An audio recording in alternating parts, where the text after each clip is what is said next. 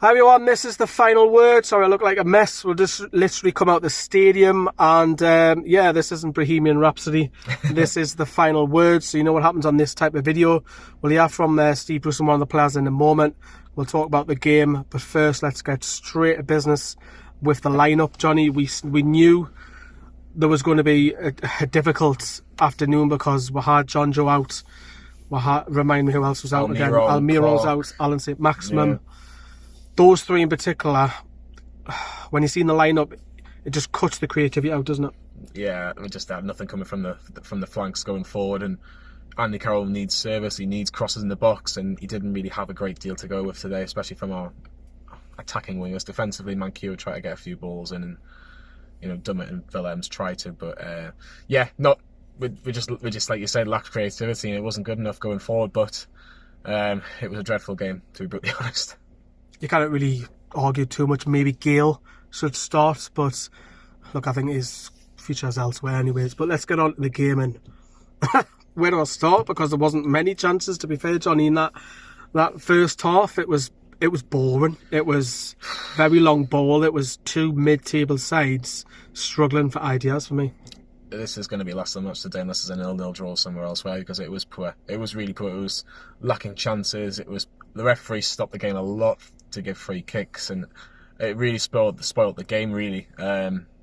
We did have one half chance from Carroll from a Manquillo cross, and when it goes that way from a far distance, it might be closer than it actually is, but it was quite well wide, really.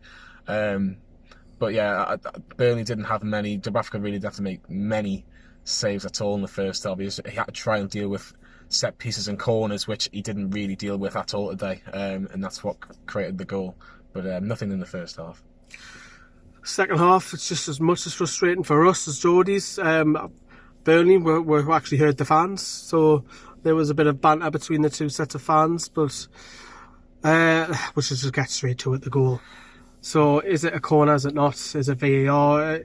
VAR can't do anything with that one. One thing I will say is the referee has decided he's signalled for a goal kick, and he's the closest man to the action between the two, the defender and the attacker, and he's signalled a goal kick. The linesman down the far end, who's about 30 yards away, just says corner, it's got to be a corner, it's a corner. If I'm the referee, I'm overruling there because I'm closer. I can see perfectly between the two.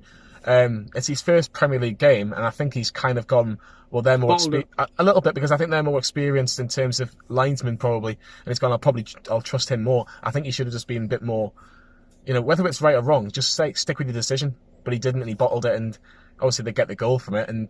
But let's take it out of the way, whether it's right or wrong. The corner comes in, and what's Dubravka doing? It's very he's in no man's land, really, in terms of, I think he ended up being in the net. But Burnley, you've got to say they did their homework. They basically said, right, let's put everybody on the line. We'll get the ball there, and we'll win a header. And Burnley have done that for years. They've done that where they'll just win headers from set pieces and set plays, and they'll nick the game 1-0 or 2-1 at Turf Moor, and that's kept them up in the division. However, Chris Wood's getting probably a 1-yard header, not getting marked properly. His easiest goal of the season. Yeah, he's not getting marked properly. Dubravka doesn't help himself there. I think he needs to claim the cross a little bit more. He's got to do better. He's got to try and do something. We know that Dubravka's been brilliant, and we've said it on this channel, but he's a fault for that goal. Yeah, well, again, we haven't really seen a full replay. I've seen one sort of half replay from a big thing at Turf Moor, but it does seem that he needs to do a bit more, but it's difficult to say. But let us know in the comments for sure if Dubravka's truly at fault, because obviously you'll be able to see it before us. But yeah, it was kind of coming, really, because we weren't really offering anything going forward. It's just whether Burnley had the initiative to go forward and go for the 3 points. Bruce then stride, right, okay, I'm losing here, I've got to do something. Do you criticise or do you praise him for bringing on Mutu? No. And bringing on Dwight Gill? No, I don't blame them at all. I think he needs to bring them on because they're the only attacking players we had. I would have probably liked to have seen maybe Gale on a bit earlier. I just think maybe we had Gale's pace on a little bit earlier. If Carroll could try and win a flick on, you never know. And he has that big chance about 10-15 minutes from the end. I think we need to see more Gale. Do you think it would have been more of a surprise if you went with Gale? Because Burnley would have... Because when I look at that, and I'm a Burnley fan, and I see Ben Mee and Tarkowski, I look at Andy Carroll and go, right, I'm in for a battle. This is just what I want. If they have Dwight Gale, I think, it's a bit nimble, his movement around the box. Yeah, but I think the problem was, very early on we were going long ball as well. Because, yeah, that's a problem. We're matching them. You've got to go to feet with Gale, and you've got to try and keep the ball, like I say, 2 feet, and try and interplay with a few passes. But we don't have the players to do that at the minute. Joe Linton's not the type of player to do that.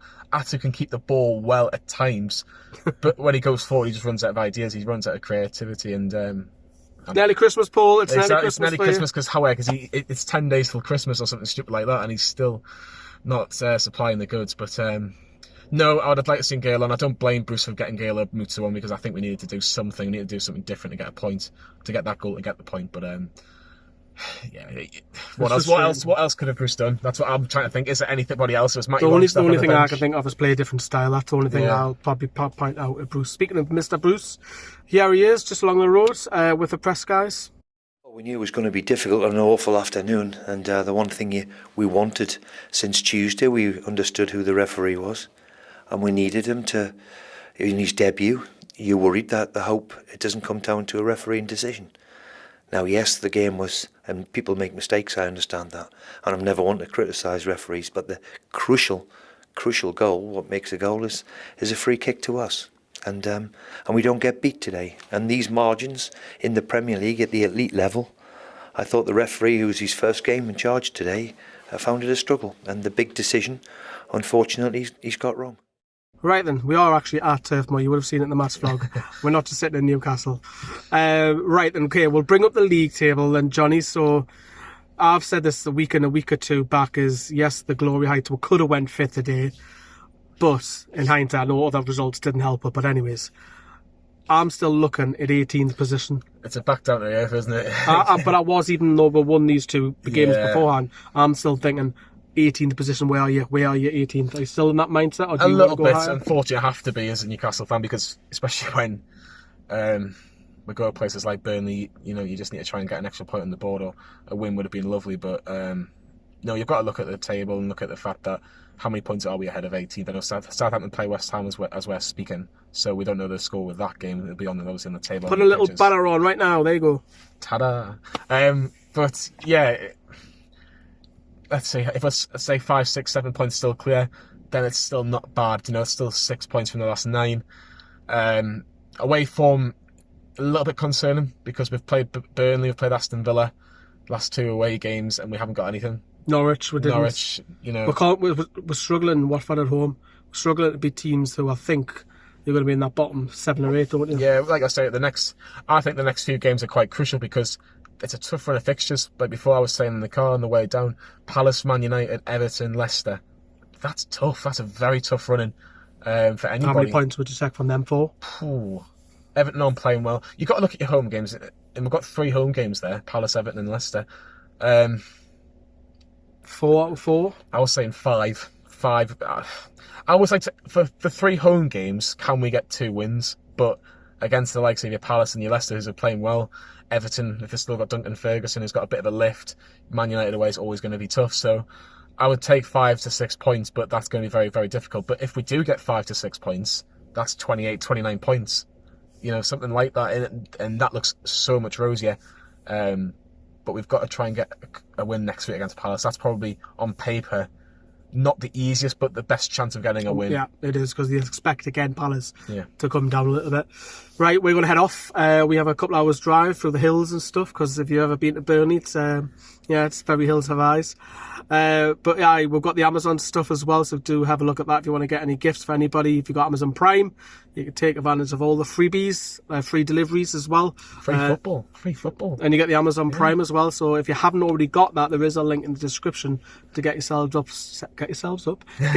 signed up for Amazon Prime, because you've got all the Boxing Days, and I think there's a game after. Yeah, Wolves versus Man City on the 27th. So get that. We're going to head off. Let us know what you think as well. And of course, the radio show is back on Sunday at 6 p.m. at Nova Radio Northeast. Ta-ra, everyone.